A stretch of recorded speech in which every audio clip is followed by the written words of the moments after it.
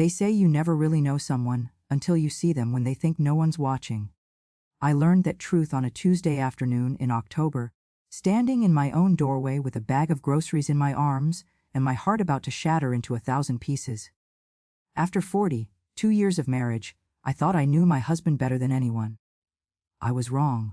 What I saw on our living room couch that day didn't just break my heart. It broke the woman I thought I was and forced me to become someone I never imagined I could be.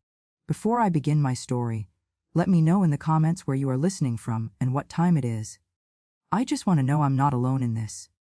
And if you feel moved by what you hear, consider subscribing.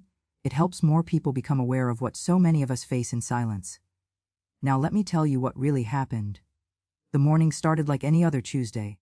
I woke at 6:30, made coffee in the same pot I'd been using for 15 years, and watched the sunrise paint our backyard maple tree in shades of gold and amber. Richard had already left for work, or so the empty side of the bed told me. These days, he was always gone before I woke up. Working on the Riverside project, he'd said the night before, barely looking up from his laptop. Might be late again tomorrow. I'd nodded, swallowed my disappointment, and gone to bed alone again. But that Tuesday morning, as I sat with my coffee and watched the neighborhood wake up, I made a decision. Our 42nd anniversary was just 3 days away, and I was tired of feeling like a ghost in my own marriage. I was going to surprise Richard at home with his favorite meal, my mother's recipe for beef bourguignon, the same dish I'd made for our first anniversary when we were young and poor and so deeply in love. I smiled to myself as I made my list. Fresh herbs from the farmer's market, a good bottle of wine, those crusty rolls from the bakery he loved. I'd come home early, set the table with our wedding china, light candles. Maybe it would remind him of who we used to be. Maybe it would bring him back to me. By noon, I'd finished my errands. The farmer's market had been lovely. The October air crisp and clean, the vendors friendly. I'd chatted with Mrs. Chen about her grandson's wedding and bought a small bouquet of autumn flowers for the table. For the first time in months, I felt hopeful. I pulled into our driveway at 1:15 in the afternoon. Richard's car was there, which surprised me. He never came home for lunch.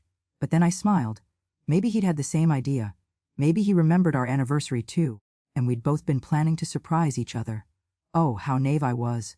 I grabbed the grocery bags from the trunk and walked up our brick pathway, humming softly. The key turned smoothly in the lock. I stepped into our foyer, ready to call out his name, and that's when I heard it. A woman's laugh, soft, intimate, coming from our living room. My first thought was that the television was on. Richard must be watching a movie, but then I heard his voice, low and tender in a way he hadn't spoken to me in years. "You're so beautiful," he said. My hands went numb. The grocery bags slipped from my fingers and landed on the hardwood floor with a dull thud. I don't remember walking toward the living room. I don't remember the steps my feet took or the breath in my lungs, but suddenly I was standing in the archway and there they were. Richard, my husband of 42 years. The man who'd promised to love and cherish me until death do us part. He was sitting on our couch, the couch we'd picked out together 10 years ago, the one I'd agonized over choosing the right fabric for, and he was kissing a woman. Not just any woman. Linda, his secretary, the one he'd hired 8 months ago, the one he'd mentioned casually over dinner a few times. "She's very efficient," he'd said. "Makes my life at the office so much easier." She was young, maybe 35. Her dark hair cascaded over her shoulders, and she wore a fitted red dress that showed off her figure. Richard's hand was on her waist, pulling her closer. Her hand was in his hair. They didn't hear me. They were lost in each other. I stood there, frozen, for what felt like hours but was probably only seconds. My brain couldn't process what my eyes were seeing. This couldn't be real. This couldn't be my Richard. This couldn't be my life. Then Linda opened her eyes and saw me. She gasped and jerked away from Richard, her hand flying to her mouth. "Oh my God," Richard turned, and when his eyes met mine, I saw it all, the shock, the guilt, the fear. But I also saw something else, something that hurt even more than the betrayal, relief. As if some part of him was glad it was finally out in the open.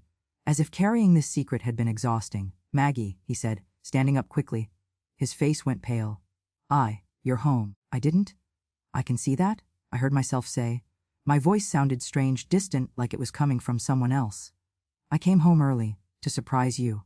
The irony wasn't lost on any of us. Linda stood up, smoothing her dress with shaking hands. She wouldn't meet my eyes. Mrs. Holloway, I'm so sorry. I'll go. She grabbed her purse and practically ran past me, her heels clicking rapidly across the hardwood floor. The front door opened and closed. A car engine started. She was gone. But Richard remained. Standing there in our living room, his shirt untucked, his hair mussed from her fingers, looking at me like he didn't know what to say. And I just stood there, staring at this stranger who wore my husband's face. How long? I finally asked. My voice was barely a whisper. Richard ran his hand through his hair, a gesture I'd seen 1,000 times when he was nervous. Maggie, please. Let me explain. How long? I asked again. Louder this time. He closed his eyes. A few months, since the summer, I thought back. July, August, September. All those late nights at the office. All those weekends he had to catch up on work. The business trip to Chicago where he said he couldn't take me along because it was just boring meetings. You told me you loved me, I said, and I was surprised by how steady my voice was. 3 weeks ago, our granddaughter's birthday party. You put your arm around me for the photo and told me you loved me. I do love you, Richard said, and he actually looked like he believed it. Maggie, I do. This thing with Linda, it's not what you think. It's not about you, not about me. I felt something crack inside my chest. You're having an affair, and it's not about me. That's not what I meant. He took a step toward me, hands outstretched. Maggie, please, we can talk about this. We can work through this. I looked at those hands. The hands that had held mine on our wedding day, the hands that had held our babies, the hands that had held me through my mother's funeral, the hands that had been touching another woman. Don't, I said quietly. Don't come near me. Richard stopped. For the first time in our entire marriage, he looked uncertain of what to do.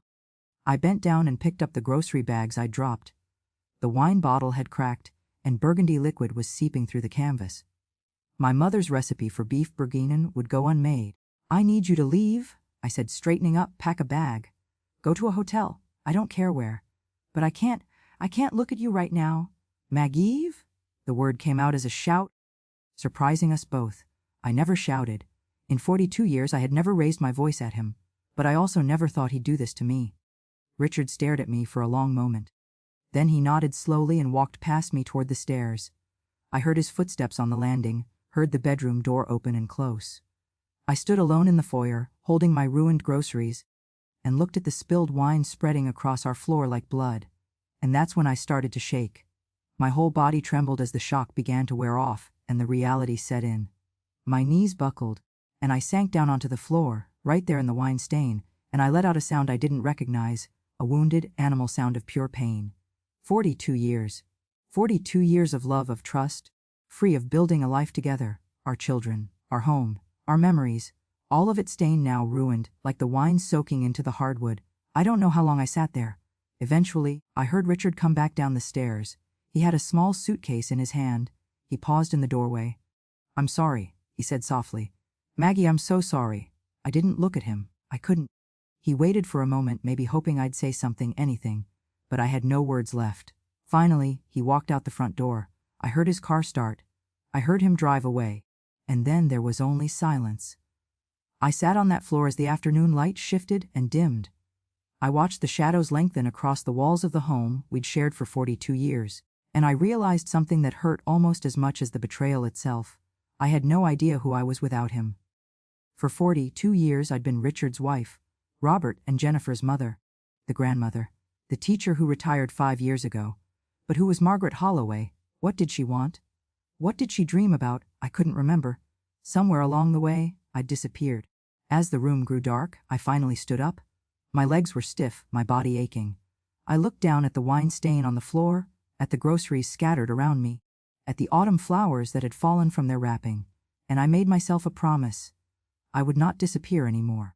Whatever happened next, whether Richard came back begging or whether our marriage was truly over, I would not lose myself again. I didn't know how yet. I didn't know what it would look like. But sitting there on that floor, something had shifted inside me. The woman who woke up that morning, hoping to save her marriage with a nice dinner, was gone. In her place was someone I didn't quite know yet. Someone harder. Someone who'd been hurt but refused to stay broken. I bent down and started cleaning up the spilled groceries, one item at a time. Tomorrow I would call my friend Ellie. Tomorrow I would figure out what to do next. But tonight I would sit in my kitchen, drink a glass of wine, and let myself grieve for the life I thought I had, because before I could become whoever I was meant to be, I had to say goodbye to who I'd been. I didn't sleep that night. I lay in our bed, my bed now, I suppose, staring at the ceiling and watching the headlights from passing cars sweep across the room. Every time I closed my eyes, I saw them, Richard and Linda, his hand on her waist, her fingers in his hair, the way he'd looked at her with an intensity I couldn't remember him directing at me in years. Around 3 in the morning, I gave up trying to sleep. I went downstairs, made chamomile tea I didn't drink, and sat at the kitchen table with my phone in my hand. I should call someone. My daughter Jennifer. My son Robert. Ellie. Someone who could tell me this was real, that I wasn't losing my mind, that what I saw actually happened. But I couldn't make myself dial. What would I even say?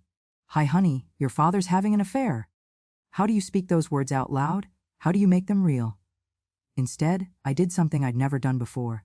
Something that felt wrong and invasive and completely justified all at once. I went upstairs to Richard's home office. He'd always been protective of his workspace. Just like having my own thoughts. He'd say when I'd offer to organize his papers or dust his desk. I'd respected that. In 42 years I'd never snooped, never questioned, never doubted. What a fool I'd been. His laptop sat on the desk closed. I opened it, and the screen came to life. No password. He'd never needed one. He trusted me completely. The irony made me want to laugh and cry at the same time. I opened his email first. Nothing suspicious there. Just work correspondence and spam. Then I tried his messages. That's where I found them. Months of messages, hundreds of them. Text after text between Richard and Linda, starting back in June. My hands shook as I scrolled through them. June 15th, Linda, last night was amazing. I can't stop thinking about you. June 15th, Richard, me too. When can I see you again? July 3rd, Richard. Maggie thinks I'm at the office. I hate lying to her. July 3rd, Linda, then leave her. Be with me. We could be so happy. July 3rd, Richard. It's complicated. Give me time. August 22nd, Linda. I love you. I need to hear you say it back. August 22nd, Richard. You know I do. But we have to be careful. Not yet. September 10th, our granddaughter Emma's birthday. Richard. At a family thing. Wish I was with you instead. I'd been at that family thing. I'd watched Richard hold Emma, watched him smile for the camera, watched him tell me he loved me. And all the while, he was wishing he was with her. There were pictures too. Selfies of them together. Linda in Richard's car. Richard and Linda at a restaurant I didn't recognize. One particularly painful photo showed them in what was clearly a hotel room, Linda wearing nothing but Richard's shirt. I stared at that photo for a long time. Linda looked young and radiant and happy. And Richard looked the way he used to look at me 30 years ago. The realization hit me like a physical blow. This wasn't just sex. This wasn't just a stupid mistake or a moment of weakness. Richard was in love with her. I closed the laptop carefully, as if it might explode. Then I sat in Richard's office chair and let the tears come. Not the hysterical sobs from yesterday, but quiet, steady tears that ran down my face and dripped onto my nightgown. I cried for the marriage I thought I had. I cried for the man I thought I knew. But most of all, I cried for myself, for the woman who'd given 42 years to someone who could throw it all away for a younger version. When the sun finally came up, I was still sitting there. My phone buzzed. A text from Richard. Can we talk? I'm at the Marriott downtown, room 41. Please, Maggie, I need to explain. I stared at the message for a long time. Part of me wanted to ignore it, to block his number, to pretend he didn't exist. But another part, the part that had been his wife for 42 years, needed answers. I texted back, come to the house. 10 a.m. Come alone. His response was immediate. Thank you. I'll be there. I showered dressed in jeans and a simple sweater and made myself eat toast I couldn't taste. At 9:45, I made a fresh pot of coffee. At 9:58, I heard his car in the driveway. I opened the door before he could knock. Richard looked terrible. His eyes were red-rimmed, his face unshaven, his clothes rumpled. He looked like he'd aged 10 years overnight. Good. Come in, I said, my voice flat. He followed me to the kitchen. I poured 2 cups of coffee and sat down at the table. He sat across from me, in the seat he'd occupied for thousands of meals over 4 decades. Thank you for seeing me, he said quietly. I didn't respond. I just looked at him, this stranger with my husband's face, and waited. Richard wrapped his hands around his coffee mug. I know you must have questions. 8 months. I interrupted. I read your messages. You've been seeing her since June? His face went pale. You read? He stopped himself. Of course you did. I would have too. You told her you loved her, I said. Each word felt like pulling glass from a wound. Multiple times. You sent her pictures. You met her in hotel rooms while I thought you were working late. You told her you wished you were with her instead of at our granddaughter's birthday party. Richard closed his eyes. Maggie, did you ever love me? The question came out before I could stop it. In all these years, was any of it real? His eyes flew open. Of course it was real! Maggie, I loved you. I love you. Don't. I held up my hand. Don't you dare tell me you love me. You don't destroy someone you love. You don't betray them. You don't replace them. I'm not trying to replace you, Richard said desperately. This thing with Linda, it just happened. I didn't plan it. I didn't want it to happen. But it did happen. For 8 months, it happened. Every single day, you made a choice. You chose to text her. You chose to meet her. You chose to lie to me. I took a breath, trying to steady myself. So explain it to me, Richard. Make me understand how the man who promised to forsake all others could do this. He was quiet for a long moment. When he finally spoke, his voice was barely audible. I felt invisible. I stared at him. You felt invisible. The kids moved away. You retired. Our lives just became this routine. Same conversations every day. Same meals. Same everything. I felt like I was disappearing, like I was just going through the motions until I died. He looked up at me, and I saw genuine pain in his eyes. And then Linda came to work for me, and she saw me. Really saw me. She laughed at my jokes. She asked about my day. She made me feel alive again. The words hung in the air between us.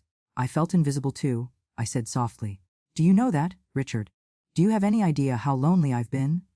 You worked late every night. When you were home, you were on your laptop. When I tried to talk to you, you barely listened. I suggested date nights, weekend trips, anything to reconnect, and you always had an excuse. Richard opened his mouth, then closed it again. I felt invisible in my own marriage, I continued. But I didn't go looking for someone else. I tried to fix us. I tried to get your attention. I planned surprises, like yesterday, with the anniversary dinner. But you were too busy with her to notice me trying. I'm sorry. He whispered. Maggie, I'm so sorry. I never meant to hurt you. But you did. You destroyed us. You destroyed me. I felt tears welling up but blinked them back. I don't even know who I am anymore, Richard. I've been your wife for so long that I forgot to be me. And now I don't know how to be either. Richard reached across the table, trying to take my hand. I pulled away. Don't touch me. He flinched as if I'd slapped him. What do you want me to do? I'll do anything. I'll quit my job. I'll never speak to Linda again. We can go to counseling. We can start over. Please, Maggie, don't give up on us. I looked at this man I'd spent my entire adult life with. I looked at his pleading eyes, his desperate expression, and I felt nothing. No, that wasn't quite true. I felt pity. Not for him. For the woman I used to be, the woman who would have taken him back just to avoid being alone. Do you love her? I asked. Richard hesitated. Just a fraction of a second, but it was enough. I asked her to end it. He said instead. Yesterday after I left here, I called her and told her it was over. I chose you, Maggie. I choose us. That's not what I ask. I asked if you love her. Another pause. Longer this time. I thought I did, he finally admitted. But I was wrong. It was infatuation, excitement. It wasn't real. You're real. Our life together is real. I nodded slowly. You're right. Our life together was real. 42 years of real. But you killed it, Richard. You killed it the first time you kissed her. And I can't. My voice broke. I can't bring it back to life. I can't pretend this didn't happen. I can't look at you without seeing her. So that's it. His voice rose. 42 years. And you're just done. You won't even try. I tried. I shouted back, surprising myself. For years I tried. I tried to get your attention. I tried to make you happy. I tried to be enough. But I wasn't, was I? I wasn't young enough or exciting enough or interesting enough. So you found someone who was. That's not fair. Fair. I laughed, a harsh sound. You want to talk about fair? Is it fair that I devoted my life to you and our family while you were planning your next hotel rendezvous? Is it fair that I thought we were happy while you were falling in love with someone else? Is it fair that I came home to surprise you for our anniversary and found you kissing another woman on our couch? Richard's face crumpled. I made a mistake. A terrible, horrible mistake. But people make mistakes, Maggie. Are you really going to throw away our entire marriage because of one mistake? One mistake. I felt something cold and hard settle in my chest. Richard, this wasn't one mistake. This was thousands of mistakes. Every text, every lie, every kiss, every hotel room. Those were all choices. You chose her over me again and again for 8 months. That's not a mistake. That's a decision. He put his head in his hands. I don't know what else to say. I'm sorry. I'm so sorry. Please tell me what to do to fix this. I stood up, suddenly exhausted. You can't fix it. You can't unbetray me.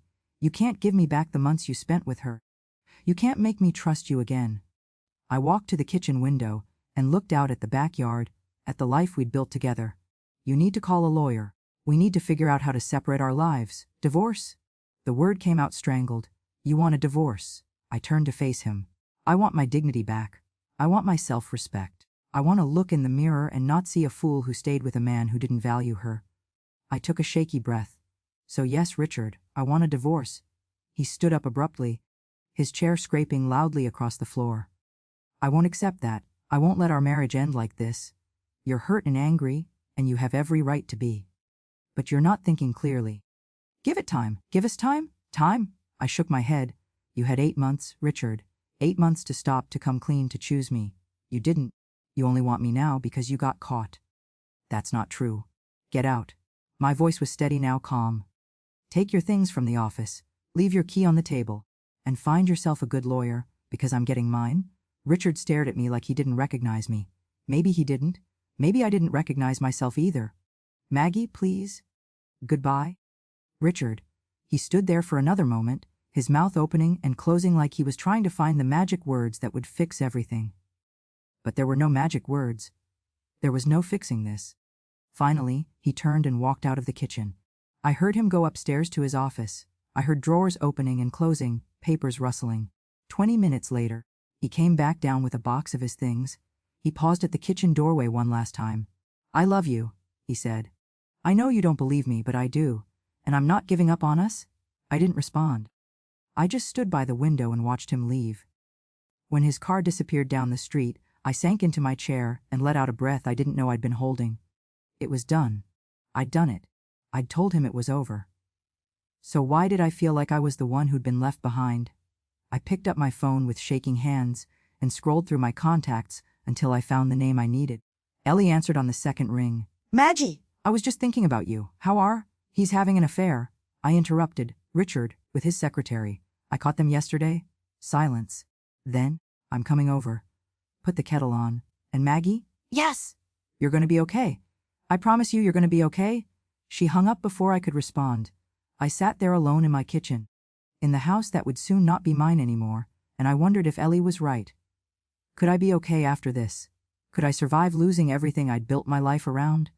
I didn't know, but as I stood up to put the kettle on, as I waited for my best friend to arrive, I felt something unexpected. Not hope, exactly. Not yet. But maybe the very beginning of it, a tiny spark that said, "You're still here. You're still standing." That's something. It wasn't much, but it was a start. Ellie arrived 40 minutes later with a bakery box, a bottle of wine, and a look of fierce determination that I recognized from our college days when she'd helped me study for finals. She took one look at me and pulled me into a hug. "Oh, honey," she said softly. "I'm so sorry." That's all it took. I broke down in her arms, sobbing like I hadn't allowed myself to do in front of Richard. With Ellie, I could be weak. With Ellie, I didn't have to pretend to be strong. When I finally pulled away, she guided me to the couch. Not the one where I'd found them, but the smaller love seat by the window, and poured us each a glass of wine, even though it was barely noon. "Tell me everything," she said. So I did. I told her about coming home early, about finding them together, about the messages I'd found on Richard's computer. I told her about this morning's conversation, about his apologies and excuses, about how he wanted time to fix things. Ellie listened without interrupting, her jaw getting tighter with every detail. When I finished, she took a long sip of wine and set down her glass with deliberate care. "That bastard," she said flatly. "That absolute bastard." Despite everything, I almost smiled. Ellie had never liked Richard much, even back when we were dating. "He's too smooth." She'd warned me 43 years ago. Men like that always think they can charm their way out of anything. She'd been right. "What did you tell him?" Ellie asked. "That I want a divorce." Ellie studied my face. "Do you? Really? Because if you're having doubts, that's normal. 42 years is a long time. It's okay to be confused." "I'm not confused," I said, and as I spoke the words, I realized they were true. "I'm devastated. I'm heartbroken. But I'm not confused. I can't stay with him, Ellie. I can't spend the rest of my life wondering if he's lying, if he's with someone else, if I'm enough. I deserve better than that. Ellie reached over and squeezed my hand. Yes, you do. And I'm going to help you get it? She pulled out her phone. My friend Janet is a divorce attorney. One of the best in the state. I'm calling her right now. Wait, I said. Shouldn't I think about this more? Talk to the kids? Maybe try counseling first. Ellie lowered her phone and looked at me seriously. Maggie, I'm going to tell you something, and I need you to really hear me. When David cheated on me, I tried counseling. I tried forgiveness. I tried everything to save our marriage because I was terrified of being alone. You know what happened? I shook my head. He did it again. 6 months later, with a different woman. Because I'd shown him that I would accept his betrayal if he just said sorry and cried a little. I taught him that my boundaries meant nothing. She leaned forward. I'm not saying Richard will definitely cheat again, but I am saying that you need to protect yourself. And the first step is knowing your options. She was right. I knew she was right. Okay, I said. Call Janet. While Ellie made the call, I got up and wandered through the house. Every room held memories. The dining room where we'd hosted countless family dinners. The den where Richard and I used to watch movies together on Friday nights, back when he still wanted to spend time with me. The upstairs bedroom where we'd raised our children, where we'd comforted them through nightmares and celebrated their achievements. How do you divide a life? How do you split up 42 years of shared history? She can see you tomorrow at 2, Ellie said, coming up behind me. I'll go with you if you want. Thank you. I turned to face her. What would I do without you? You'd figure it out. You're stronger than you think. Ellie tilted her head, studying me. But you don't have to do this alone. That's what I'm here for. We spent the rest of the afternoon on the couch, drinking wine and eating the pastries Ellie had brought. She told me stories about her own divorce, about how hard it had been at first, but how much better her life was now. I'm not going to lie to you, she said. It's going to hurt. There are going to be days when you doubt yourself, when you wonder if you made the right choice. But Maggie, I've known you since we were 18 years old. You are one of the smartest, strongest, most capable women I've ever met. You raised 2 amazing kids. You taught hundreds of students. You built a beautiful life. Richard didn't make you who you are. You did that yourself. And you can do it again? Her words settled over me like a warm blanket. Maybe she was right. Maybe I was stronger than I felt. After Ellie left, I went back upstairs to Richard's office. The laptop was still there, still unlocked. I knew I should close it, walk away, stop torturing myself, but I needed to know the whole truth.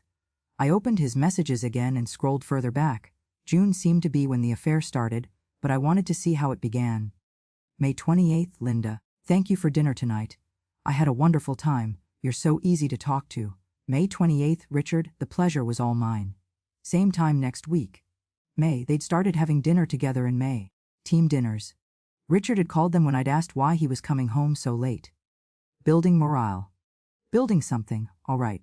I kept scrolling, looking for the first message, the first indication that something was starting. April 10th, Linda, Mr. Holloway, here's the Johnson file you requested. Also, I reorganized your calendar. Hope that's okay. April 10th, Richard, thanks, Linda. And please, call me Richard. April, just 6 months ago. It had taken Richard 6 months to go from, call me Richard to, I love you. How long had it taken him to fall in love with me? I tried to remember. We'd met in September of 1982. We'd said, I love you, by December. 3 months. We'd been so young then, so sure of everything. I was 23, fresh out of college, teaching at my first job. He was 25, working at a small architecture firm, full of dreams about the buildings he'd design. We'd met at a mutual friend's party, and Richard had spilled red wine on my white dress.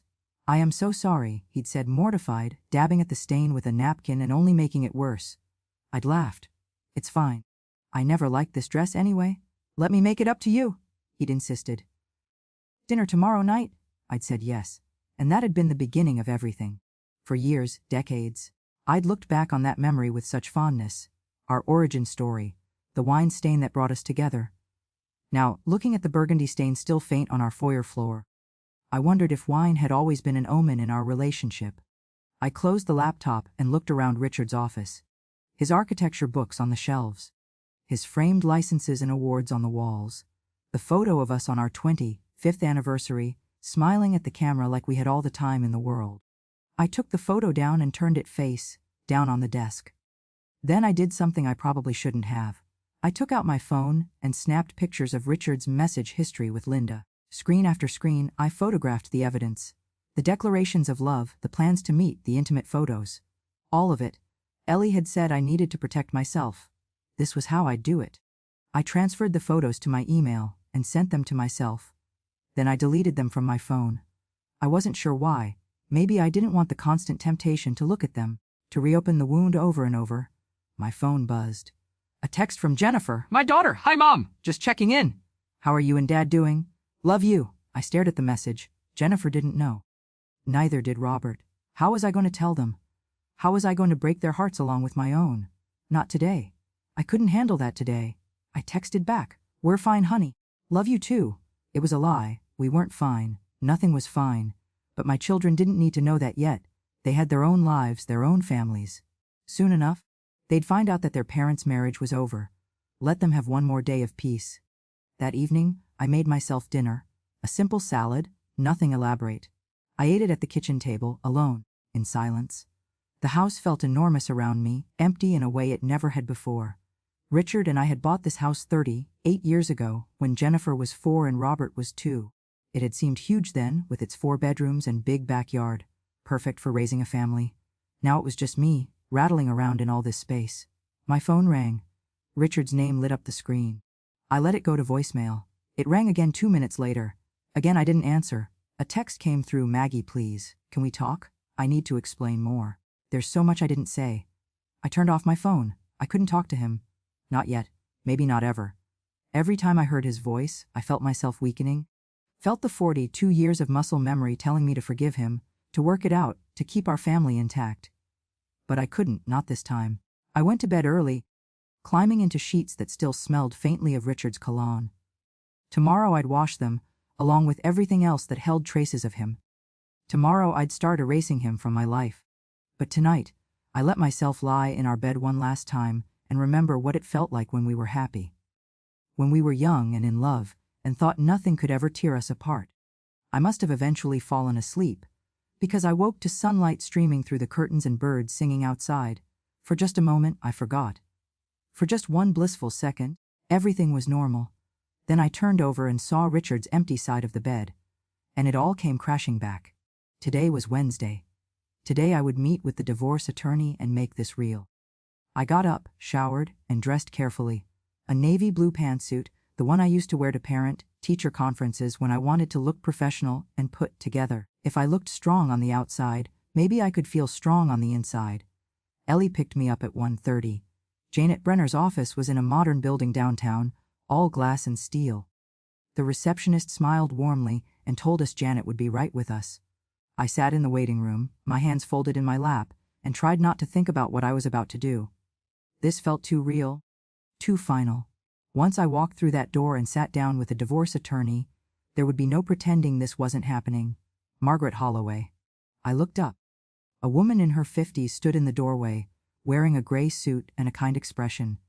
She had short auburn hair and intelligent eyes that seemed to take in everything at once. "I'm Janet Brenner," she said, extending her hand. "Please come in." I followed her into a spacious office with a view of the city. She gestured to a comfortable chair across from her desk and waited for Ellie and me to sit before taking her own seat. "First," Janet said, "I want you to know that everything we discuss here is completely confidential. This is a safe space for you to be honest about your situation and your needs." She folded her hands on her desk. "Ellie gave me a brief overview on the phone, but I'd like to hear it from you. Tell me what's happening." So, for the 3rd time in 2 days, I told my story.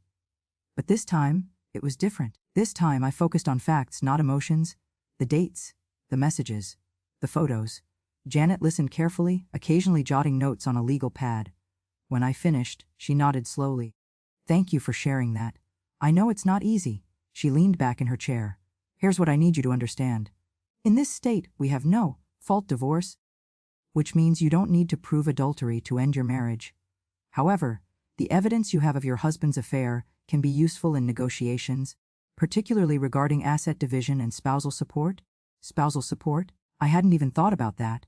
"Yes, you were married for 42 years. You retired from teaching 5 years ago. Your husband is still working and earning a significant income, correct? I nodded. He's a senior architect. He makes around $200,000 a year. Janet made a note. And what about assets? Do you own your home? Yes. We paid off the mortgage 10 years ago.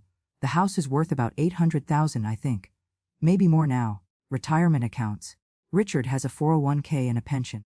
I have my teacher's pension and some savings. We have a joint savings account with about $60,000 in it. Janet continued asking questions about our cars, investments, life insurance policies, everything. I answered as best I could, though I realized with some embarrassment how little I knew about our actual finances. Richard had always handled that. After about an hour, Janet set down her pen and looked at me seriously. Margaret, I want to be honest with you about what you're facing. Divorce at your age, after such a long marriage, is complicated. You're likely entitled to a significant portion of the marital assets, and probably spousal support as well. But it's going to be a process. These things take time, usually 6 months to a year. Sometimes longer if your husband contests it. He will, I said quietly. He doesn't want the divorce. He wants to work things out. That's common, Janet said. But understand this. He can't force you to stay married. If you want a divorce, you'll get one. The question is just how difficult he wants to make the process. She paused. I should also tell you that most divorces settle out of court. If we can negotiate a fair division of assets without going to trial, that's usually better for everyone, faster, cheaper, and less emotionally draining. What do I need to do? I asked. First, I need you to gather financial documents. Bank statements, tax returns for the last 3 years, retirement account statements, mortgage information, credit card statements, anything that shows your marital assets and debts. Can you do that? I nodded. Yes. I think so. Good. Second, I need you to think about what you want. Where do you want to live? Do you want to keep the house, or would you prefer to sell it and split the proceeds? What do you need to maintain your lifestyle? She smiled gently. I know these are hard questions. You don't have to answer them all today, but start thinking about them. Okay, I said, feeling overwhelmed. And Margaret, Janet's voice was firm but kind. I need you to stop communicating directly with Richard about the divorce. From now on, everything goes through me. If he calls or texts about anything related to the marriage or the divorce, you refer him to me. Understand? Yes. Good. She stood up. I'm going to send you home with some paperwork. Look it over, sign it, and send it back to me. Once I have that, I'll draft a letter to Richard informing him that you've retained counsel and initiating divorce proceedings. That's when things will become real for him. Real for him. As if they weren't already real for me. Ellie and I left the office with a thick folder of documents. In the elevator, I leaned against the wall and closed my eyes. You did great, Ellie said. I feel like I'm going to throw up. That's normal. She squeezed my shoulder. But you did it, Maggie. You took the first step. That night, I spread all the paperwork across the dining room table and started reading. Retainer agreements, financial disclosure forms, information about asset division and spousal support. It was all so clinical, so cold. 42 years of marriage reduced to bank statements and tax returns. Around 9 o'clock my phone rang. Richard again. This time I answered. Maggie, he said immediately. Thank you for picking up. I've been trying to reach you. Richard, I need to tell you something. I interrupted. I hired a divorce attorney today. Her name is Janet Brenner. From now on, any communication about our marriage needs to go through her. Silence. Then, you're serious about this? Yes, Maggie, please, don't do this. Let's try counseling. Let's take some time. We had time, Richard. 8 months of time. You used it to fall in love with someone else. I told you I ended it with Linda. I chose you. No, I said firmly. You got caught. There's a difference. I took a breath. I'm not calling to argue with you. I'm calling to let you know that you'll be receiving a letter from my attorney. After that, we communicate through our lawyers. That's how this works. This is insane, Richard said, his voice rising. We're adults. We don't need lawyers to talk to each other. Yes, we do. Because every time we talk, you try to manipulate me. You make excuses. You minimize what you did. I can't. I won't let you do that anymore. Manipulate you. Maggie, I'm trying to save our marriage. Our marriage is already over, Richard. You ended it when you kissed her. I'm just making it official. I hung up before he could respond and immediately turned off my phone. My hands were shaking, but not from fear, from something else. Something that felt almost like power. I'd done it. I'd stood up to him. I'd set a boundary and held it. For 42 years I'd been the peacekeeper, the one who smoothed things over, who avoided conflict. But that woman was gone. In her place was someone I was just beginning to know, someone who wouldn't accept less than she deserved. I looked down at the divorce papers on the table. Tomorrow I'd sign them. Tomorrow I'd send them to Janet. Tomorrow I'd take another step toward freedom. But tonight I allowed myself to feel proud. Proud of myself for being strong, proud of myself for choosing me. It wasn't much, but it was everything. The next 2 weeks passed in a blur of paperwork, phone calls, and sleepless nights. I signed Janet's retainer agreement and sent it back. I gathered every financial document I could find, tax returns, bank statements, investment portfolios. I discovered things I hadn't known. A second savings account Richard had opened without telling me. Credit card statements showing expensive dinners at restaurants I'd never been to. Hotel charges that made my stomach turn. Every piece of paper was another small betrayal, another lie uncovered. Janet filed the divorce petition on a Thursday. She called me that afternoon to let me know Richard had been served with the papers at his office. How did he react? I asked, even though I wasn't sure I wanted to know. According to the process server, he was very surprised. Apparently he didn't believe you'd actually go through with it. Janet's voice was matter of fact. His attorney will have 30 days to respond. In the meantime, we've requested temporary orders for you to remain in the marital home and for Richard to continue paying the household expenses. Okay, I said, trying to absorb it all. Margaret? I need to prepare you for something. Richard is going to fight this. His attorney already called me, asking if you'd be willing to attend mediation before we proceed. They want to try to reconcile. No, I said immediately. Absolutely not. That's what I told them. But be prepared. Richard isn't going to make this easy. She was right. That evening, Richard showed up at the house. I heard his key in the lock and my whole body tensed. I'd been about to change the locks, but Janet had advised against it. The house was still marital property, and technically Richard had as much right to be there as I did. Maggie, he called out. I know you're here. Your car's in the driveway? I came out of the kitchen, my arms crossed. You shouldn't be here, Richard. He looked terrible. He'd lost weight, and there were dark circles under his eyes. His shirt was wrinkled, his hair uncombed. He looked like he'd been sleeping in his car. I got the papers, he said, his voice shaking. Divorce papers, served at my office, in front of my colleagues. Do you have any idea how humiliating that was? Do you have any idea how humiliating it was to find you kissing another woman in our living room? I shot back. He flinched. That's not fair. None of this is fair, Richard. But it's happening. He took a step toward me. Maggie, please. I'm begging you. Don't do this. We can fix this. I'll do whatever it takes. I'll quit my job. We can move away, start fresh somewhere. I'll spend the rest of my life making this up to you. Looking at him, I felt something I hadn't expected: pity. He genuinely seemed to believe that love and marriage were things you could break and then glue back together, good as new. Richard, I said quietly, even if I wanted to save our marriage, which I don't, it's too late. You can't unring this bell. Every time I look at you, I see her. Every time you touch me, I'd wonder if you were thinking about her. Every time you're late from work, I'd assume you were with someone else. That's no way to live. So you're just giving up. There was anger in his voice now.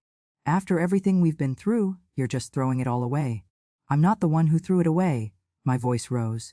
You did that? You made the choice to cheat. You made the choice to lie. You destroyed this marriage, not me. I'm just refusing to live in the rubble.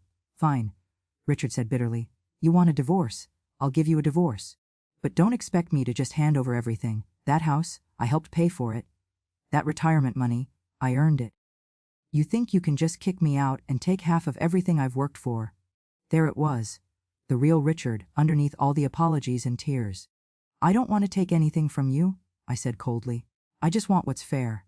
What I'm entitled to after 42 years of marriage. Entitled? He sneered. You sound just like your lawyer. You should go, I said. My lawyer advised me not to speak to you directly. Everything goes through the attorneys now. This is ridiculous, Richard said. We're adults. We can work this out ourselves. No, we can't. Because every time we talk it ends like this. You came here to guilt me, to manipulate me, to make me feel bad for protecting myself. Well, it's not going to work. I walked to the door and opened it. Please leave. For a moment, I thought he might refuse. But then he grabbed his keys from his pocket and stormed past me. You're making a huge mistake, he said from the doorway. And when you realize it, don't come crying to me." "I won't," I said, and closed the door in his face. I stood there, my back against the door, my heart pounding. My hands were shaking again, but not from fear, from adrenaline, from the strange, fierce satisfaction of standing my ground. I called Janet and told her about the visit. "He's not allowed to do that," she said firmly. "I'm going to file for a restraining order, not a full protection order. Just a civil order that keeps him from coming to the house unannounced or contacting you directly." "Is that really necessary?" I asked. "I mean, he's not violent or anything.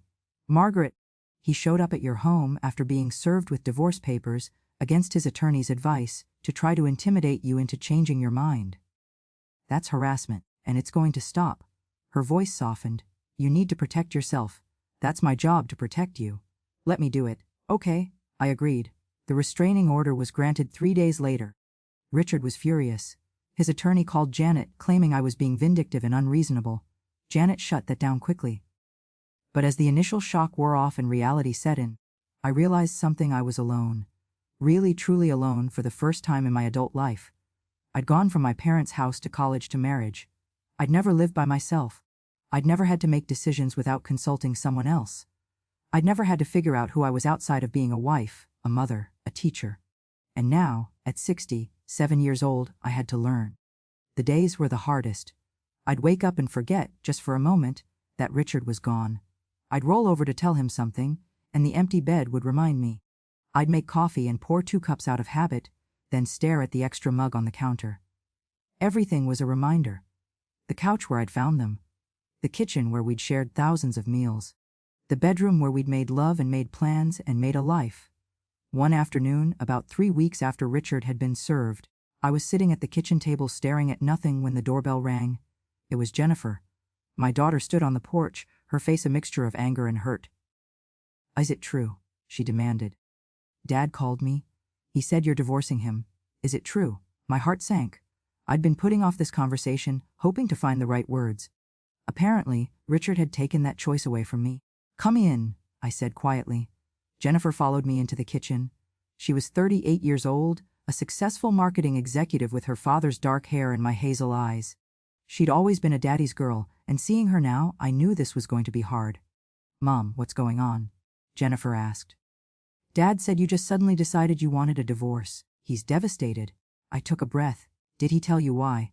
"He said you two grew apart, that you weren't happy." "But Mom, every marriage goes through rough patches. You don't just throw away 42 years because things get hard." "Jennifer, sit down. There's something you need to know." She sat, her expression wary. I told her everything. Finding Richard with Linda. The messages, the 8-month affair. Jennifer's face went from disbelief to shock to anger. "No," she said when I finished. "No, Dad wouldn't do that. He loves you. He's always loved you." "I thought so too," I said gently. "But I was wrong. Did you see them together? Are you sure it wasn't just a misunderstanding?" I pulled out my phone and opened the photos I'd saved. The text messages, the declarations of love. I showed them to Jennifer, watching her face crumble as she read.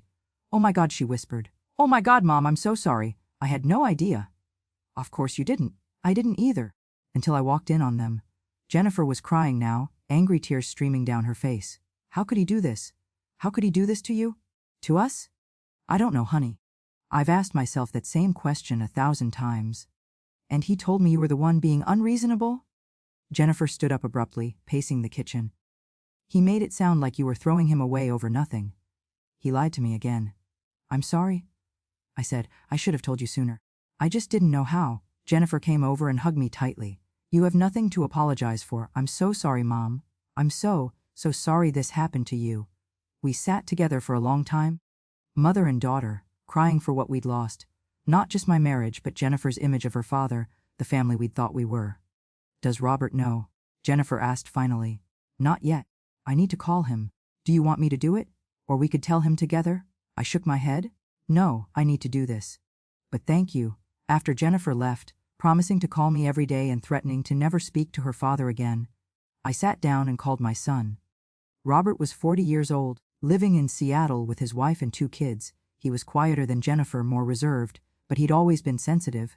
"Mom," he answered. "Everything okay? You don't usually call in the middle of the day." "Robert, I need to tell you something." I told him everything, just as I'd told Jennifer. There was a long silence when I finished. "Mum," he said finally, his voice tight, "I'm getting on a plane. I'll be there tomorrow." "Honey, you don't need to." "Yes, I do. You shouldn't be alone right now. I'm coming home." He hung up before I could argue. True to his word, Robert arrived the next evening. He hugged me tight and didn't let go for a long time. "I'm so angry at him," he said. "I don't think I've ever been this angry in my life." "I know. How are you doing, really?" I thought about the question. Some days are better than others. Today was a good day, until I had to tell you and your sister. But I'm surviving. I'm moving forward. Robert stayed for 3 days. He fixed things around the house that needed fixing, took me out to dinner, and just kept me company. Having him there reminded me that even though my marriage was ending, I still had my children. I still had people who loved me. On his last night, we sat on the back porch with glasses of wine, watching the sunset. "Mom, can I ask you something?" Robert said. "Of course. Are you scared about being alone?" I considered the question. "Yes," I admitted. "Terrified, actually. I don't know how to be alone. I've never done it before." "You're not alone," Robert said firmly. "You have me and Jen, you have your grandkids, and you have your friends, and you have yourself." He looked at me seriously. "Dad might have left, but you're still here. You're still you. And you're one of the strongest people I know." His words made me cry. Good tears this time, grateful tears. "When did you get so wise?" I asked, wiping my eyes. "I learned from the best," he said, and squeezed my hand. After Robert left, the house felt emptier than ever. But somehow it also felt different. Not just empty, quiet, peaceful. I started to notice things I'd never noticed before. The way the morning light came through the kitchen window. The sound of birds in the backyard. The freedom to eat dinner at 9 o'clock at night if I wanted to, or not eat dinner at all. Small freedoms. Small discoveries. One evening, I was cleaning out the hall closet when I found a box of my old things from before I got married. Photo albums from college. A journal I'd kept. My acceptance letter to graduate school. The one I'd turned down because Richard and I were getting married, and he was starting his new job. I'd forgotten about graduate school. I'd forgotten that I'd once had dreams beyond being a wife and mother. Not that those hadn't been meaningful. They had been everything. But there had been other dreams too, dreams I'd set aside. I sat on the floor of the closet, surrounded by these relics of my younger self, and wondered, was it too late? Was I too old to dream new dreams? Janet called the next day with an update.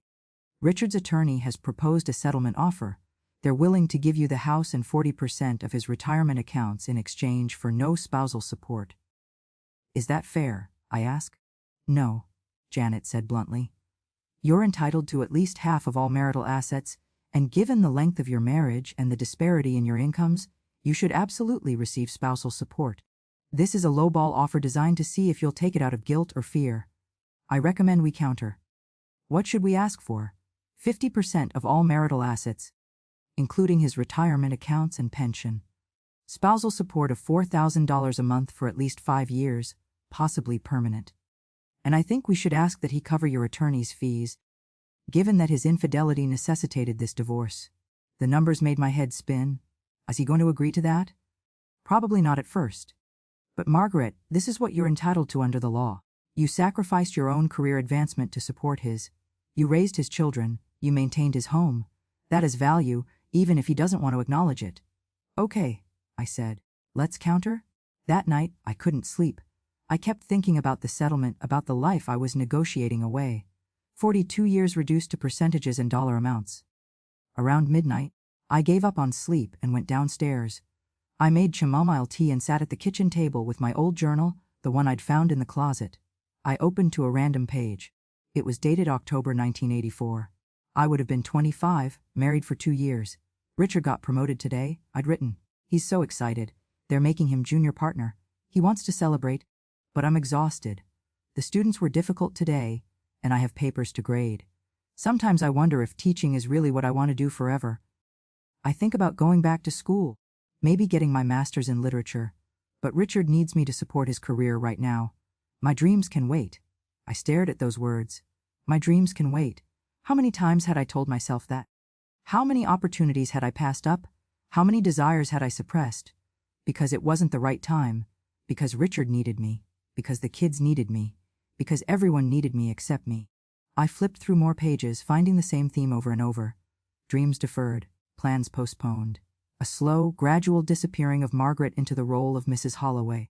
No wonder Richard had been able to betray me so easily. I'd already betrayed myself years ago. But sitting there in my quiet kitchen, in my empty house, with my uncertain future stretching before me, I made a decision. I was 67 years old. I didn't know how many years I had left, but however many there were, I was going to spend them living for myself. No more deferring dreams. No more making myself small. No more waiting for permission to want things. I was going to figure out who Margaret Holloway was, separate from Richard, separate from my children, separate from all the roles I'd played. It was terrifying. It was also the most exciting thing I'd felt in years. I pulled out a fresh piece of paper and started writing. Things I want to do: 1. Take that art class I've always thought about. 2. Travel somewhere I've never been. 3. Read all the books I've been meaning to read. 4. Learn something new. 5. Make new friends. 6. Remember what makes me happy. The list was simple, maybe even silly, but it was mine. And for the first time since I'd walked in on Richard and Linda, I felt something that wasn't pain or anger or grief. The art class was Ellie's idea. You used to paint in college, she said when she came over for coffee one Saturday morning. Remember? You were actually pretty good. I'd forgotten. Or maybe I just pushed it so far down that it felt like someone else's memory. But yes, I had painted. Watercolors mostly, sometimes acrylics. I'd loved the way colors blended, the way a blank canvas could become anything. That was 40 years ago, I said. So, Ellie pulled out her phone and started scrolling. There's a beginner's watercolor class at the community center. Starts next Wednesday evening, 6 to 8. We could go together. I don't know. Stop, Ellie said firmly. No more I don't know, no more hesitation, you're doing it. I'm signing us both up right now. And just like that, I was enrolled in an art class. The divorce proceedings continued in the background. Richard's attorney had rejected our counter offer, calling it exorbitant and punitive. Janet had expected this. We were now in the negotiation phase, offers and counter-offers, back and forth, trying to find middle ground. This could take months, Janet warned me. Maybe longer. Are you prepared for that? I don't have a choice, I said. I'm not settling for less than I deserve just to make it go faster. Good, Janet said, and I could hear the approval in her voice. That's exactly the right attitude. Richard tried to contact me directly several times, despite the restraining order. Text messages that I forwarded to Janet without reading. Voicemails that I deleted without listening to. Once, he even sent flowers to the house, a huge bouquet of roses with a card that said, I'm sorry. Please forgive me. I threw them in the trash. Jennifer called me almost every day, checking in, making sure I was okay. Robert called twice a week. They were both still furious with their father. Jennifer had confronted him about the affair, and according to her, he'd tried to minimize it. He actually said it was just a mistake, like he accidentally tripped and fell onto her lips. Jennifer told me, her voice dripping with sarcasm.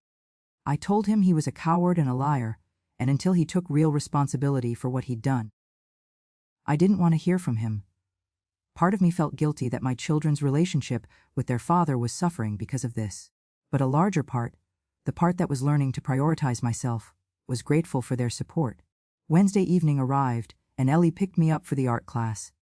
I was nervous, my stomach fluttering like I was back in high school. What if I'm terrible? I asked as we drove to the community center.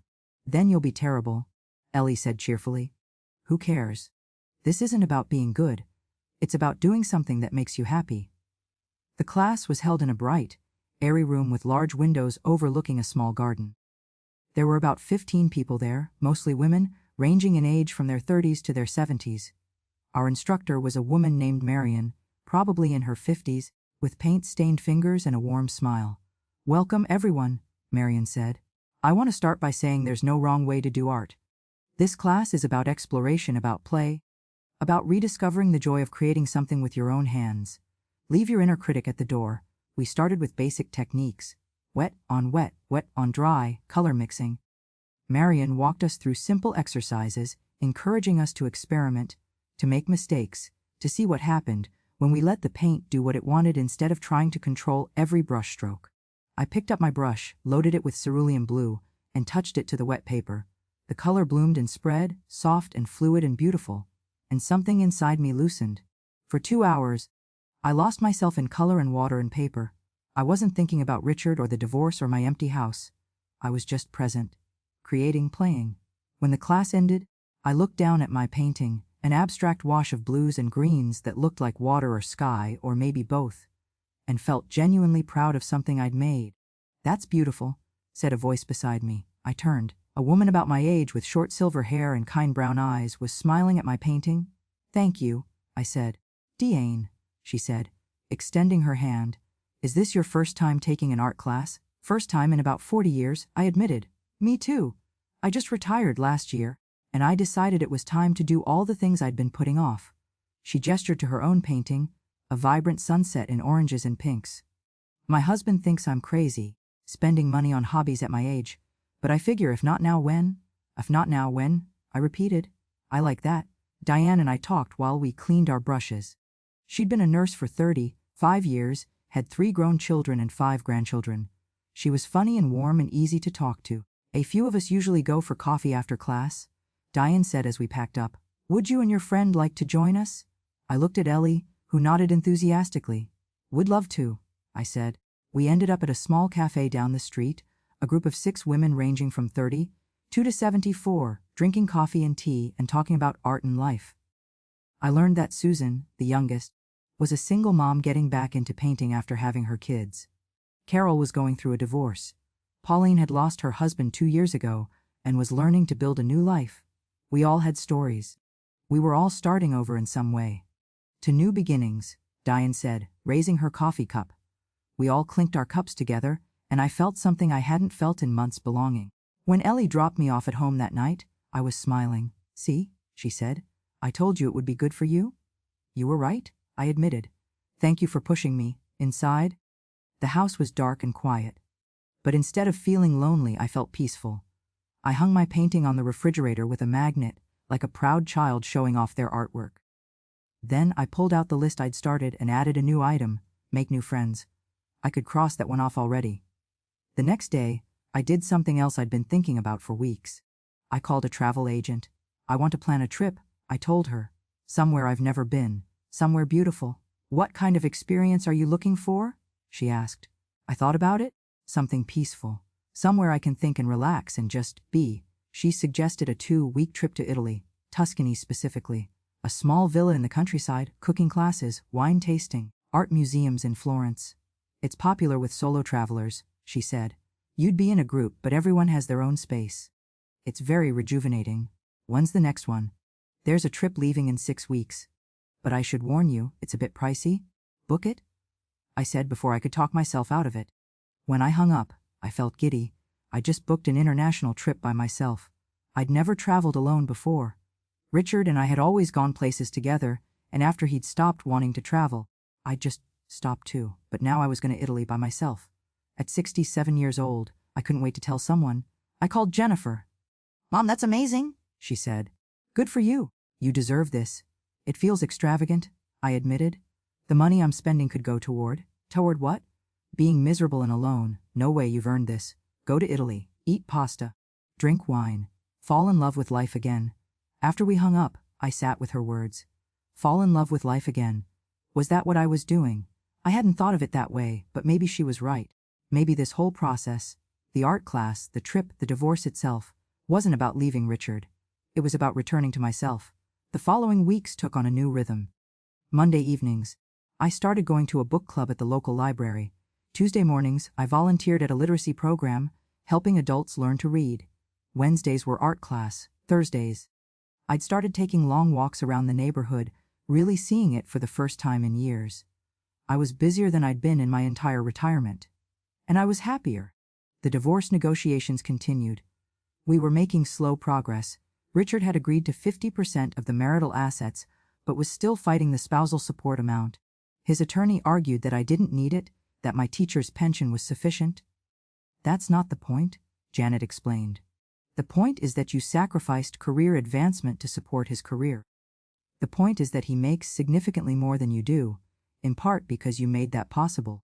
Spousal support isn't charity, it's compensation for your contributions to the marriage." I was learning to think of myself differently. Not as Richard's wife, but as a person with value, with rights, with needs that mattered. One Saturday afternoon, I was in the garage looking for some old photo albums when I found Richard's golf clubs. He'd left them behind when he'd moved out, probably forgotten about them in his rush. I stood there looking at those clubs and felt nothing. No anger, no sadness. Just a vague annoyance that they were taking up space in my garage. I texted Jennifer, "Your father's golf clubs are in the garage. Can you ask him to pick them up?" She texted back, "I'll tell him." "But Mom, the fact that you're texting me instead of him shows how far you've come. I'm proud of you." That made me smile. At Wednesday's art class, Marion announced that we'd be doing something different. "Today, we're going to paint from emotion," she said. "I want you to think about something you're feeling right now. Joy, sadness, anger, peace, anything, and paint it. Don't think about making it look like something. Just let the emotion guide your brush." I thought about what I was feeling. For so long, I'd felt nothing but pain and betrayal and loss. But lately, there'd been something else growing underneath. Freedom. I chose bright colors, yellows and oranges and reds. I painted with bold, sweeping strokes, filling the page with color and light and movement. When I was done, I looked at it and barely recognized it as something I'd made. It was bold, confident, alive. "Wow," Diane said, looking over my shoulder. "That's gorgeous." "What is it?" I said, surprising myself. Or who I'm becoming, anyway. After class over coffee, Carol mentioned that she'd started dating again. "I'm terrified," she admitted. "I haven't been on a date in 23 years. What if I've forgotten how? What if nobody wants to date a 59-year-old divorced woman?" "Then those someones are idiots," Susan said firmly. "You're a catch." We all laughed, but I thought about her question. Dating. I couldn't even imagine it. The idea of being intimate with someone who wasn't Richard, of learning another person's quirks and preferences, of being vulnerable again. It seemed impossible. "What about you, Margaret?" Pauline asked. "Are you thinking about dating?"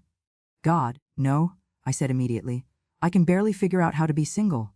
"Dating is way down the list." "That's smart," Diane said. "Take your time. Figure out who you are first. The rest can wait." But later that night, lying in bed, I thought about it. Would I ever date again? Would I ever want to? The thought of trusting someone with my heart after what Richard had done seemed laughable.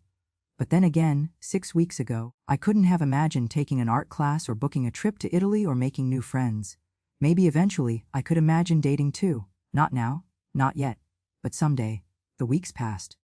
My Italy trip was getting closer. I'd gone shopping with Jennifer and bought new clothes.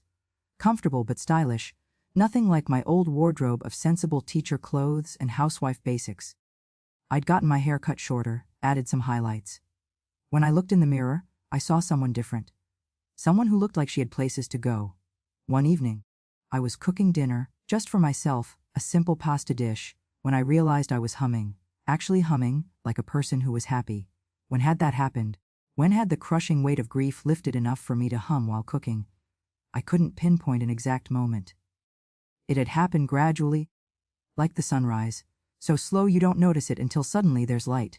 I sat down with my pasta and a glass of wine and pulled out my journal. I'd started writing in it again, recording my days, my thoughts, my discoveries. "Tonight I realized I'm happy," I wrote. Not ecstatically happy, not the kind of happiness I felt on my wedding day or when my children were born, but a quiet, steady happiness. The kind that comes from knowing yourself and liking what you find. Richard destroyed our marriage, but he didn't destroy me. If anything, he freed me from a life where I'd made myself so small I'd almost disappeared. I don't thank him for that. He doesn't deserve my gratitude. But I'm grateful anyway, to myself, for choosing to stand up, for choosing to leave, for choosing to become whoever I'm meant to be. I'm 67 years old. I thought my life was over. Turns out, it was just beginning. I closed the journal and looked around my kitchen now, not ours. The evening light was soft and golden. Somewhere outside, birds were singing. My painting from art class hung on the wall. This was my life now, small and quiet and entirely my own, and it was enough. No, it was more than enough. It was everything. The settlement offer came on a Tuesday morning, 3 months after I'd filed for divorce. Janet called me with the news. Richard's agreed to most of our terms. 50% of marital assets, the house goes to you with no buyout required, and he'll pay spousal support of $3,000 a month for 7 years. That's less than we asked for, I said. Yes, but it's fair, and Margaret, if we push for more, this could drag on for another year. The question is, do you want to fight, or do you want to move on? I thought about it. A year ago, even 6 months ago, I would have fought on principle. But now, I want to move on, I said. Then I'll accept the offer. We'll finalize everything in about 30 days. Congratulations, Margaret, you're almost free. The word should have filled me with relief. And it did. But there was also something else, a strange, hollow feeling. Like closing a book you've been reading for so long that you've forgotten what it's like to not be reading it. I called Ellie to tell her the news. "That's wonderful," she said. "We should celebrate. Dinner at that Italian place you love. Actually, I was thinking of staying in tonight, maybe just a quiet evening." "You sure? This is a big deal, Maggie." "I know, I need to sit with it for a bit." That evening, I made myself a cup of tea and sat on the back porch, watching the sunset. In 30 days, I'd be officially divorced, unmarried, single for the first time since I was 23 years old. It felt surreal. My phone buzzed. A text from an unknown number. "Maggie, it's Richard. I'm using a friend's phone because you blocked mine. Please, can we talk? Just 5 minutes. That's all I'm asking." I stared at the message for a long time. Then I forwarded it to Janet and blocked this number too. But the next day, Richard found another way to reach me. I was leaving the library after book club when I saw him standing by my car. He looked better than the last time I'd seen him. He'd gained back some weight. His clothes were pressed, his hair neatly combed, but there was something desperate in his eyes. "Please don't leave," he said when he saw me. "I just need 5 minutes. Please." I looked around. We were in a public parking lot in the middle of the day. He couldn't hurt me here, even if I thought he would, which I didn't. Richard had been many things, but never violent. 5 minutes, I said, crossing my arms. "Then I'm calling my lawyer." "I heard you accepted the settlement offer," he said. "You heard correctly, so this is really happening. We're really getting divorced." "Yes, Richard, we really are." He ran his hand through his hair, that nervous gesture I knew so well. "I've had a lot of time to think these past few months. About what I did. About what I lost. And Maggie, I need you to know, I was wrong. About everything. Linda was a mistake. A stupid, selfish mistake. And I've regretted it every single day since." "What happened with Linda?" I asked, surprising myself with the question. Richard looked uncomfortable. "I ended it. The day after you caught us. I told her it was over, that I wanted to save my marriage. She didn't take it well. She quit her job the next week. I haven't heard from her since. So Linda was gone, discarded as easily as she'd been pursued." I felt a flash of sympathy for her. She'd been young and foolish and probably believed Richard's promises, just like I once had. "I'm sorry she got hurt," I said, and I meant it. "I'm not," Richard said bitterly. "She helped destroy my marriage. She deserves whatever she got." He took a step closer. "Maggie, I know I hurt you. I know I broke your trust. But people make mistakes. And I've learned from mine. I've been in therapy, working on myself, trying to understand why I did what I did. Can't that count for something?" "It counts for something," I said. "It means you're growing as a person. That's good. But it doesn't change what happened between us? So that's it? I make one mistake and our entire marriage is worthless?" "It wasn't one mistake." "Richard, We've been over this. Fine." his voice rose with frustration. "Multiple mistakes. But I'm trying to fix them. I'm trying to be better." "Why won't you give me a chance?" "Because I don't want to," I said simply. "Richard, listen to me. This isn't about punishment or revenge. This is about me choosing a different life. A life where I'm not constantly wondering if my husband is being faithful. A life where I don't feel invisible in my own home. A life where I matter." "You mattered to me," Richard said. "You still do?" "No, I didn't. Not enough. If I had mattered, you wouldn't have spent 8 months with another woman. You wouldn't have lied to me every single day. You wouldn't have made me feel like I was crazy for sensing something was wrong. I was confused." "I don't care," I interrupted. "I don't care why you did it or how you justified it to yourself. The fact is, you did it. And I deserve better." Richard's face crumpled. "I miss you," he whispered. "God, Maggie, I miss you so much. I miss waking up next to you. I miss our conversations. I miss coming home to you. I miss us." For the first time since this whole thing started, I felt genuinely sorry for him. Not sorry enough to change my mind, but sorry nonetheless. "I miss us too," I admitted. "But Richard, the us you're missing, it doesn't exist anymore. You killed it. And we can't bring it back to life just because you're lonely now. So what am I supposed to do?" he asked, and there were tears in his eyes. "How am I supposed to live without you?" "The same way I'm learning to live without you. One day at a time. You'll figure it out." "I don't want to figure it out. I want you." "Your 5 minutes are up," I said gently. "Please don't contact me again, Richard. Let the lawyers finish the paperwork. Let us both move on. I walked to my car, got in, and drove away. In the rearview mirror, I saw him standing there in the parking lot alone. I waited until I was out of sight before I pulled over and let myself cry. Not for what I was losing, but for what I'd already lost, years ago bit by bit, until there was barely anything left to lose. That evening, Richard sent flowers again. This time, roses and lilies, my favorite. The card read, "I will never stop loving you. I will never stop fighting for us. I gave them to my neighbor, Mrs. Patterson, who'd been watering my plants while I was busy with the divorce. These are beautiful," she exclaimed. "Are you sure you don't want them?" "I'm sure," I said. "Enjoy them." 2 days later, a letter arrived in the mail. Richard's handwriting on the envelope. Against my better judgment, I opened it. "Dear Maggie, I know you don't want to hear from me. I know you've moved on. But I can't let our marriage end without telling you everything I should have said months ago, or maybe years ago. You were right about everything. I did make you feel invisible. I did prioritize work over our relationship. I did take you for granted. For so many years you were just there, reliable, constant. I stopped seeing you as a person with needs and dreams of your own. You became part of the furniture of my life, and I'm so ashamed of that." When Linda came along, she saw me. Or at least, she saw the version of me I wanted to be. Successful, interesting, desired. It felt good to be seen that way. It felt good to feel alive again. But I was chasing a fantasy, and I destroyed my reality to do it. The irony is that I didn't realize what I had until I lost it. You weren't just my wife. You were my best friend, my partner, my home. And I threw all of that away for someone who never really knew me at all.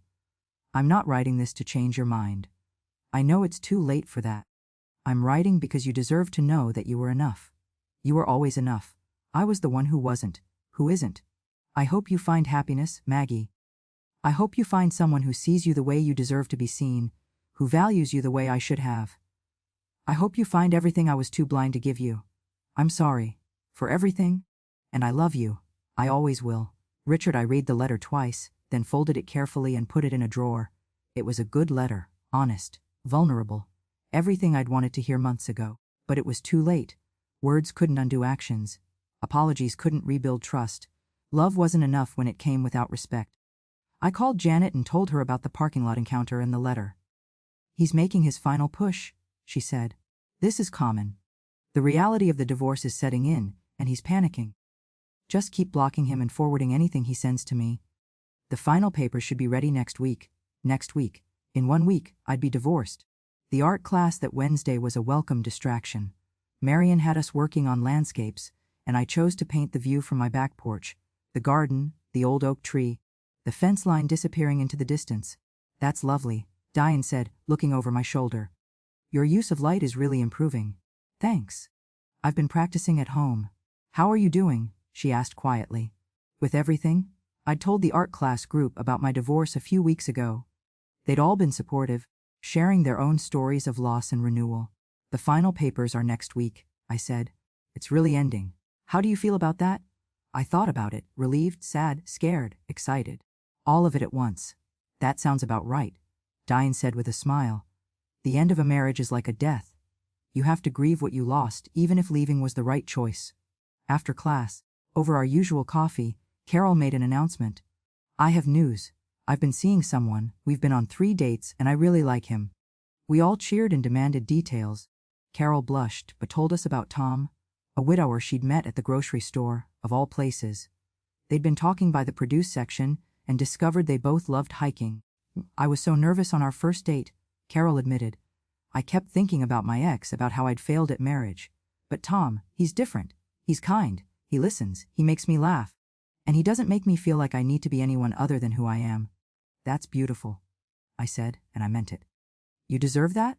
We'd all do," Carol said, looking directly at me. "Don't write yourself off, Margaret. I know you're not ready now, but someday, there might be someone out there for you too." The idea still seemed impossible, but I filed it away in the back of my mind. Maybe, someday. That Saturday, I was at the farmer's market when I ran into someone I hadn't seen in years. Thomas Bradford, an old colleague from the high school where I'd taught. "Margaret, is that really you?"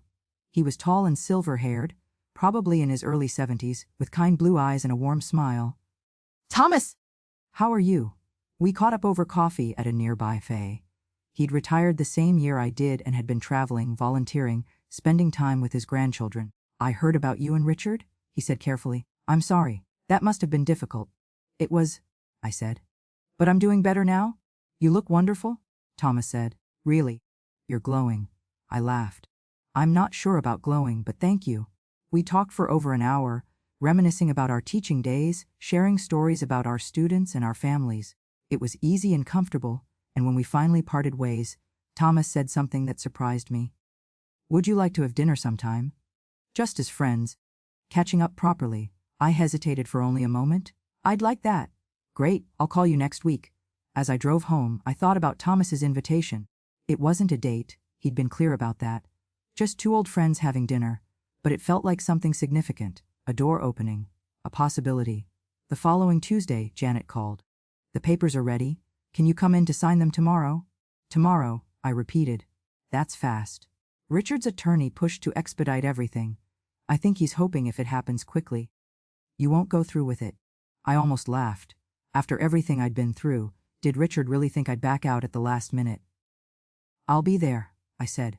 That night, I couldn't sleep. I lay in bed, thinking about 2 years of marriage ending with a signature on a piece of paper. It seemed too simple, too clinical. But maybe that was fitting. The beginning of our marriage had been romantic, flowers and promises and a white dress. The end should be different. Clean. Final. The next morning, I dressed carefully in a navy suit. I wanted to look strong, confident. I wanted to walk into that office as the woman I was becoming, not the woman I'd been. Ellie came with me for moral support. We sat in Janet's office, and she handed me the divorce decree, pages and pages of legal language that boiled down to this marriage is over.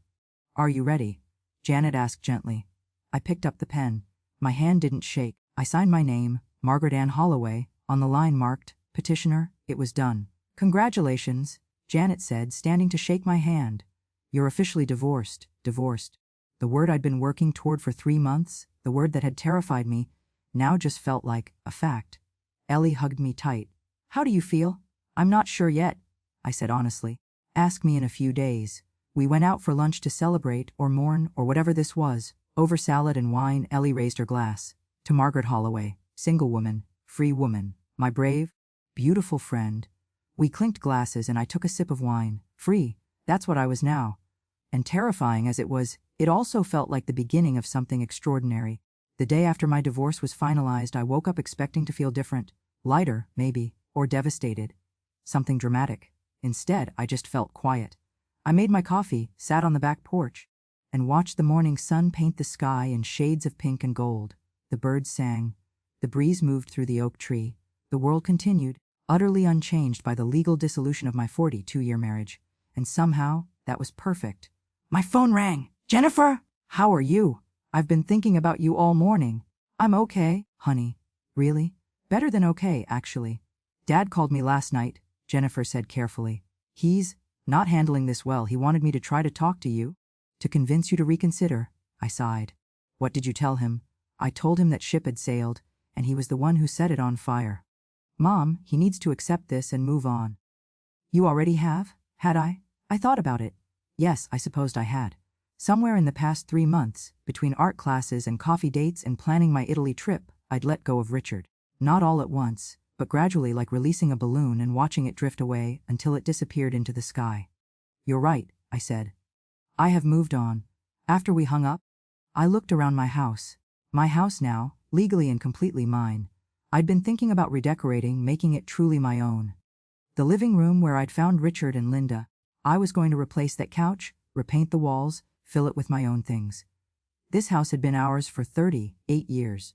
Now it would be mine. I spent the morning going through Richard's remaining belongings, things he'd left behind or forgotten about. His old college textbooks, a box of awards from his firm, photographs from our early years together.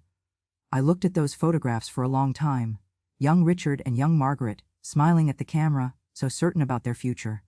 They'd been happy once. That was real, even if it hadn't lasted. I packed everything carefully in boxes and called Richard. He answered on the first ring. Maggie. I have some of your things.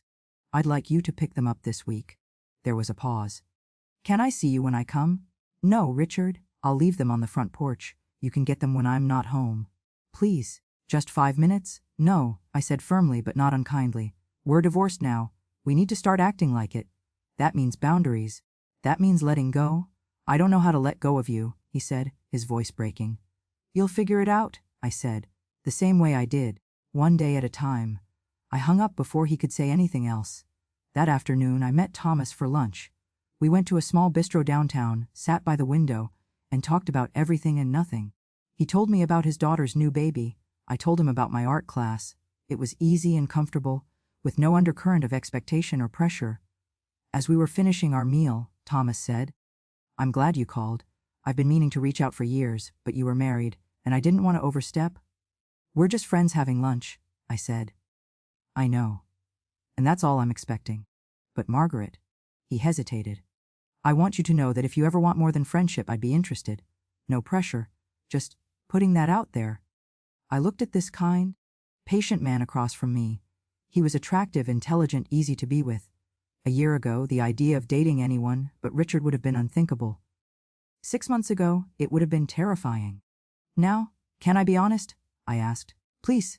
I'm not ready, not yet. I need to figure out who I am on my own before I can even think about being with someone else. Does that make sense? Thomas smiled. Perfect sense. And for what it's worth, I think you're doing exactly the right thing. Take your time. I'm not going anywhere. We finished lunch, and he walked me to my car. Before I got in, he squeezed my hand gently. You're going to be just fine, Margaret Holloway. Better than fine. You're going to be extraordinary. Driving home, I thought about his words. Extraordinary. Could I be extraordinary? Or was I just ordinary? A 67-year-old woman who devoted her life to teaching and marriage and was now starting over from scratch. But then I thought about everything I'd done in the past few months. I'd left a man I'd loved for 42 years. I'd hired a lawyer and fought for what I deserved. I'd made new friends. I'd taken up painting. I'd booked a solo trip to Italy. I'd learned to live alone without being lonely. Maybe that was extraordinary in its own quiet way. The next week, I flew to Italy. Jennifer and Robert both called before my flight, nervous about me traveling alone. Mom, are you sure about this? Robert asked. It's a long way. What if something happens? Then I'll figure it out, I said. Honey, I survived a divorce. I think I can handle Italy. The flight was long but peaceful. I read, slept, watched movies, and felt a growing excitement as we crossed the Atlantic. When we landed in Florence, I took a taxi to the villa in Tuscany, where I'd be staying for 2 weeks. It was even more beautiful than the pictures. Rolling hills covered in vineyards, ancient stone buildings, cypress trees lining the winding roads. The villa itself was small but charming, with terracotta floors and white, washed walls and windows that overlooked the countryside. There were 8 other guests, all solo travelers or pairs. We had dinner together that first night, fresh pasta, local wine, conversation that flowed easily despite being strangers. I sat at that table, surrounded by people I'd just met, eating food I'd never tasted before, in a country I'd never visited, and I thought I did this. I made this happen. The 2 weeks in Tuscany were magical. We took cooking classes where I learned to make fresh pasta from scratch. We visited wineries and medieval hill towns. We took art classes in Florence, standing in the same rooms where Renaissance masters had once worked. But the best moments were the quiet ones. Sitting on the villa terrace at sunset with a glass of wine. Walking through the vineyards in the early morning. Writing in my journal about everything I was seeing and feeling and becoming. One afternoon, I was painting in the garden when another guest, a woman named Claire from Australia, sat down beside me. You look so peaceful, she said. Like you found exactly where you're supposed to be. Maybe I have, I said. We talked for hours. Claire was 62, had divorced her husband 3 years ago, and had been traveling ever since. It was the scariest thing I'd ever done, she said. Leaving after 35 years. But it was also the best decision of my life. I got myself back. That's exactly how I feel, I said. Like I'm finding pieces of myself I'd lost. You know what the best part is, Claire said. Realizing that you don't need someone else to complete you. You're already complete. Whole. Everything you need is already inside you. Her words stayed with me long after our conversation ended. On my last night in Italy, I sat on the terrace watching the sun set over the Tuscan hills. I thought about Richard, probably sitting alone in his apartment, mourning what he'd lost. I thought about Jennifer and Robert, building their own lives with their own families. I thought about my little house waiting for me back home, my art class friends, the new life I was creating. And I realized something. I was happy. Not happy in spite of the divorce. Not happy because I'd moved on from Richard. Just happy. Complete and whole and entirely myself. I pulled out my phone and took a selfie, something I rarely did. In the photo, I was smiling, truly smiling, with the golden Tuscan sunset behind me. I looked at that photo for a long time. At the woman staring back at me. She looked free. She looked alive. She looked like someone who'd been through hell and come out stronger on the other side. I sent the photo to Jennifer and Robert with the caption, "Living my best life. Love you both." Jennifer replied immediately, "Mom, you look amazing. So proud of you." Robert sent. That's my mom right there. Killing it in Italy. I flew home 2 days later, tanned and rested and full of stories. Ellie picked me up from the airport, took one look at me, and burst into tears. "What's wrong?" I asked, alarmed. "Nothing's wrong," she said, hugging me tight. "You just look so happy. I'm so glad you're happy." Back home, everything looked different. The house didn't feel empty anymore. It felt peaceful. My bedroom didn't feel lonely. It felt like mine. The kitchen where Richard and I had shared thousands of meals was now just a kitchen, neutral and new. I unpacked slowly, savoring the memories of my trip. Then I did something I'd been thinking about for weeks. I went into the living room, the room where I'd found Richard and Linda, and I looked at it with fresh eyes. The couch where they'd been sitting. I'd already donated it to charity. But now I wanted to do more. I called a painter and scheduled the room to be repainted. Then I went furniture shopping and bought a new couch. A soft gray one that I loved. I bought new curtains, new throw pillows, new artwork for the walls. When everything was finished a week later, the room looked completely different. It was bright and fresh and entirely mine. No ghosts, no memories. Free, just a beautiful space where I could read and relax and be at peace. Art class started up again after a brief break, and I walked in to cheers from my friends. "There she is!" Diane exclaimed. "How was Italy?" I told them everything over our post-class coffee. They listened, asked questions, and shared my excitement. "You've changed," Carol said. "I don't know how to explain it, but you seem lighter." "I feel lighter," I admitted. "Like I've been carrying weight I didn't even know was there, and I finally put it down. That weekend, Thomas called and asked if I wanted to go to an art exhibit with him. Just as friends," he added quickly. "I'd love to," I said. We spent the afternoon at a local gallery, looking at paintings and sculptures, talking about color and composition and meaning. It was lovely, easy and interesting, and completely without pressure. As we were leaving, Thomas said, "I've really enjoyed spending time with you these past few weeks." "Me too." And I meant what I said before. I'm happy to be friends. But if you ever change your mind about dating. He smiled. I smiled back. "Thank you, Thomas. I appreciate that, and who knows, maybe someday I'll be ready. But right now, I'm still figuring out how to be just me." "Then I'll wait," he said simply. "You're worth waiting for." A month after I returned from Italy, I got a call from an unexpected source. "Linda, Mrs. Free Holloway." Her voice was small, uncertain. "This is Linda Chambers. I don't know if you remember me." "I remember you," I said, my voice neutral. I just wanted to apologize for everything. For the affair, for hurting you, for being the kind of person who would sleep with a married man." She took a shaky breath. "I've been in therapy, working through some things, and my therapist suggested I make amends to the people I've hurt. I know you probably don't want to hear from me, but I needed to say I'm sorry. You didn't deserve any of what happened." I was quiet for a moment, processing. "Why did you do it? Did you love him?" "I thought I did," Linda said. "But looking back, I think I just loved the idea of him. The stability, the maturity, the way he made me feel special. I was stupid and selfish, and I helped destroy a marriage. I have to live with that." "Yes, you do," I said. "But Linda, I'm not angry at you anymore. I was for a long time, but I've realized that Richard made vows to me. You didn't. He was the one who betrayed me. You were just there. That doesn't excuse what I did. No, it doesn't. But holding on to anger doesn't hurt you. It hurts me. So I'm letting it go. I hope you learn from this. I hope you become the kind of person who doesn't need to take what belongs to someone else to feel valuable." "Thank you," Linda whispered. I hope you're happy now." "I am," I said, and realized it was completely true. I really am. After I hung up, I sat with the conversation for a while. I'd forgiven Linda. I'd even, in some strange way, forgiven Richard. Not because what they did was okay, but because carrying that anger and hurt was like drinking poison and expecting them to get sick. I was done poisoning myself. 3 months after my divorce was finalized, I received a letter from Richard's attorney. Richard had started dating someone, a woman his own age, a widow he'd met at a grief support group. He wanted me to know before I heard it from someone else. I read the letter and felt nothing. No jealousy, no hurt, no anger. Just a mild curiosity about who she was and a genuine hope that he'd learned from his mistakes.